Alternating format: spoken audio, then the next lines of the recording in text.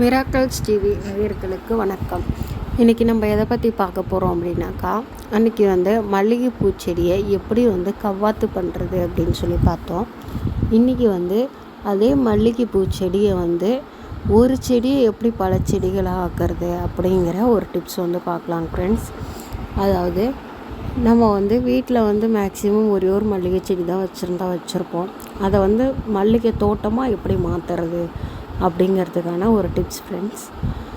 அதாவது அதில் மெயினான ஸ்டீம் இருக்குது பார்த்தீங்களா, அந்த ஸ்டீம் தண்டு, அதாவது மெயினான அந்த தண்டு குச்சி இருக்குது பார்த்தீங்களா, அதை லைட்டாக அப்படியே கீழே அந்த மணலுக்கு பக்கத்தில் இருக்கக்கூடிய ஓரளவுக்கு பெட்டரான ஒரு ஸ்டிக்காக பார்த்து அதை அப்படியே கீழே மடித்து வச்சு அதில் மண்ணை தள்ளி விட்டுருங்க ஃப்ரெண்ட்ஸ். ஓகேங்களா?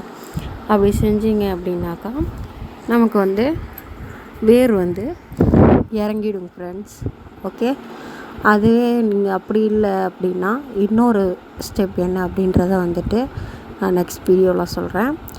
இது என்ன அப்படின்னாக்கா, நம்ம அப்படியே லைட்டாக அப்படியே பறிச்சுட்டு அந்த மணலில் எப்படியும் நம்ம தண்ணி ஊற்றி ஈரப்பதம் அதிகமாக இருக்கும்.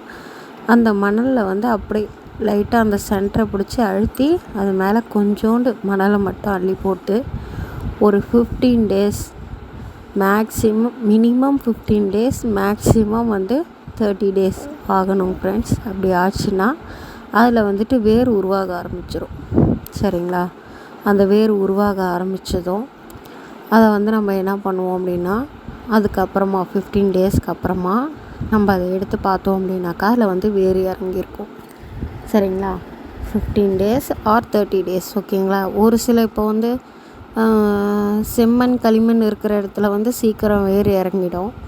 இதே இந்த கல்லாங்காட்டு மண்ணுன்னு சொல்லுவாங்களா, அந்த மாதிரி கல் மண்ணாக இருக்கிற இடத்துல கொஞ்சம் 30 days ஆகும். ஏன்னா அந்த மாதிரி ஏரியாவிலலாம் கொஞ்சம் மண்ணில் ஈரப்பதம் கம்மியாக, மணல் ஈரப்பதம் கம்மியாக இருக்கும் ஃப்ரெண்ட்ஸ். அதனால் 30 days ஆகும். ஈரப்பதம் உள்ள ஏரியாவில் 15 days தான் ஆகும். சரிங்களா? அதை கண்டிப்பாக யூஸ் பண்ணி பாருங்கள். அதை எப்படி அந்த இதை எடுத்து பார்த்தீங்க அப்படின்னாக்கா நமக்கு வேர் இறங்கியிருக்கும். அந்த வேர் இருக்கிறதோட அந்த கொஞ்சம் தாண்ட குச்சி அந்த ஸ்டிக்கை தள்ளி கத்திரிக்கோலால் கட் பண்ணிவிட்டு அந்த வேர் முழுகிற அளவு வேறு இடத்துல மணல் பறித்து பள்ளம் பறித்து அதில் வச்சிங்க அப்படின்னாக்கா அந்த செடிக்கு ஒரு 4 or 5 days தண்ணி ஊற்றிக்கிட்டே வந்தீங்க அப்படின்னாக்கா அது நல்லா க்ரோயிங் ஆக ஆரம்பிச்சிடும் ஃப்ரெண்ட்ஸ். ஓகேங்களா? கண்டிப்பாக செஞ்சு பாருங்கள். நல்ல டிப்ஸாக இருக்கும்னு நினைக்கிறேன். அடுத்து நல்ல டிப்ஸோட நெக்ஸ்ட் வீடியோவில் பார்க்கலாம். Thank you friends.